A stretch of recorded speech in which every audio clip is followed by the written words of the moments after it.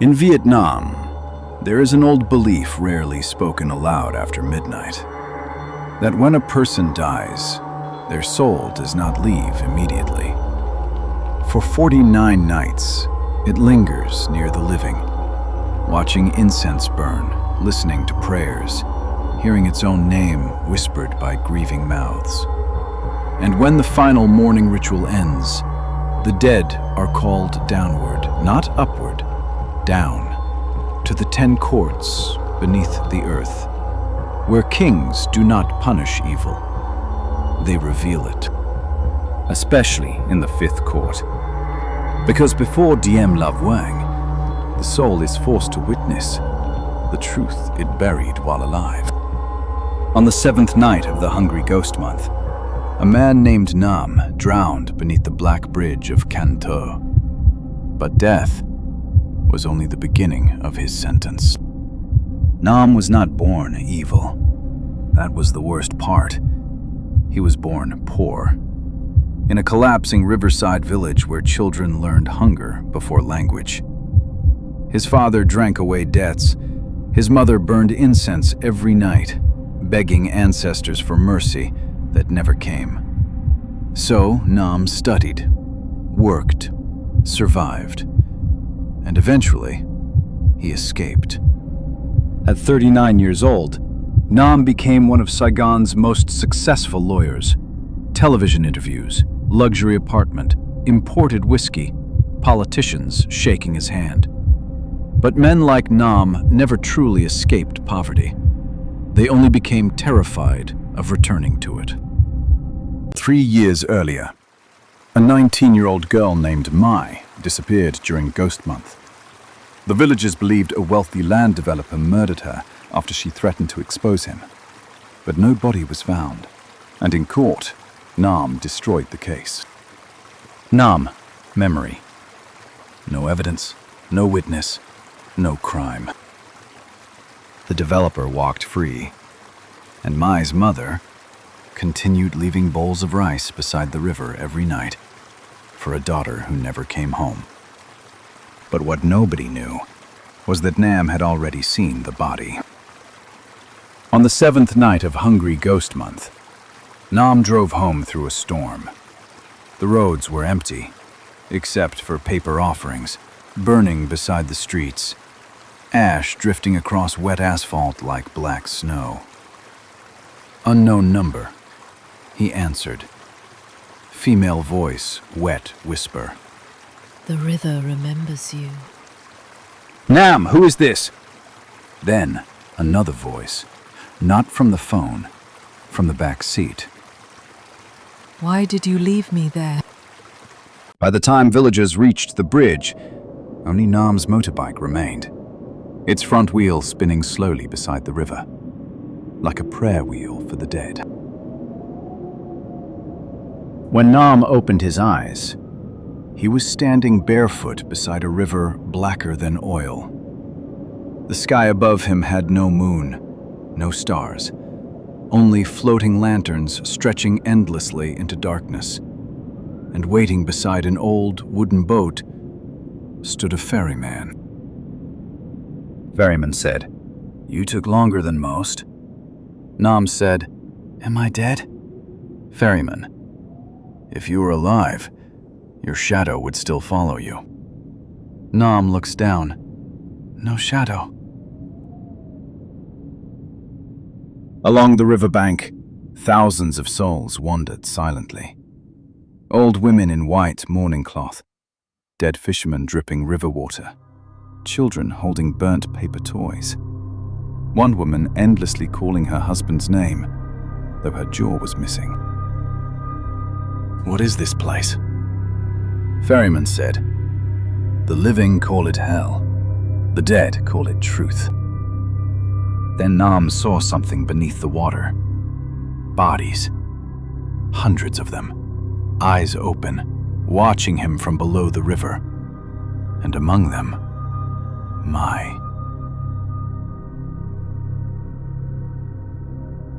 Beyond the river stood the 10 courts, ancient temples buried beneath the roots of the earth.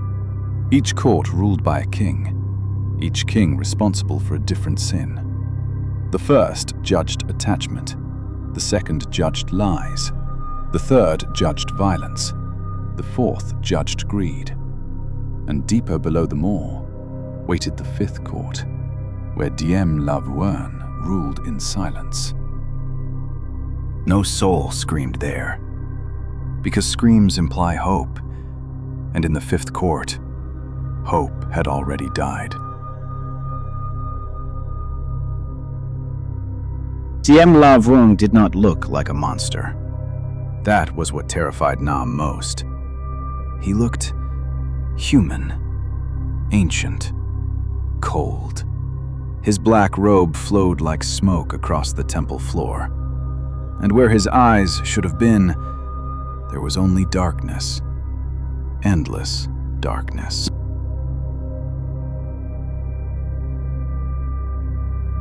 Nguyễn Thành Nam, son of Nguyen Van Bai, born beneath floodwater and hunger. Tell me, was wealth worth the weight of your soul? Diêm La Vương said, I never killed anyone. Nam said, No! You merely helped murder survive, Diêm La Vương said. The courtroom vanished. Nam suddenly stood beside the river from 3 years earlier. Rain, mud, the smell of blood mixing with wet earth, and there, Mai's body, wrapped in cloth, half buried beside the riverbank. No, he said. The developer had called him that night, drunk, terrified, begging for help. And Nam, afraid of losing his career, helped hide the body.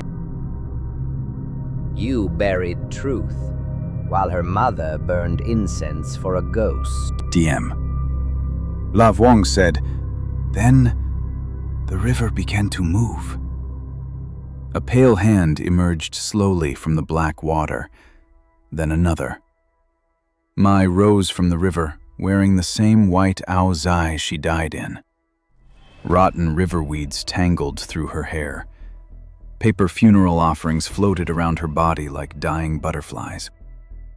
Do you know what hell truly is? Mai said Nam, crying. Please. It is hearing your mother pray for you, while knowing you will never answer. Diêm La Vương opened the Book of Karma. Its pages were not paper. They were skin, human skin, covered in names written with ash. Your punishment is not death. Death is mercy.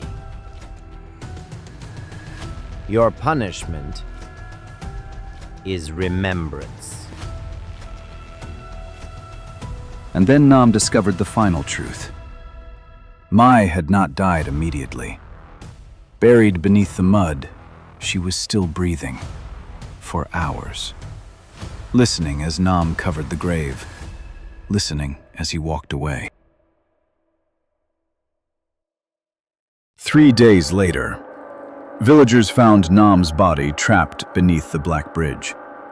His eyes were still open, his fingernails torn apart, as if he had tried to claw his way back to the surface. And deep beneath the earth, the ferryman returned to the riverbank, waiting for another soul, another liar, another man who believed evil only belonged to monsters. The dead do not fear hell. They fear memory. Because beneath the 10 courts, every buried truth eventually rises, just like the river. Before Diêm La Vương, nothing stays hidden beneath the water forever.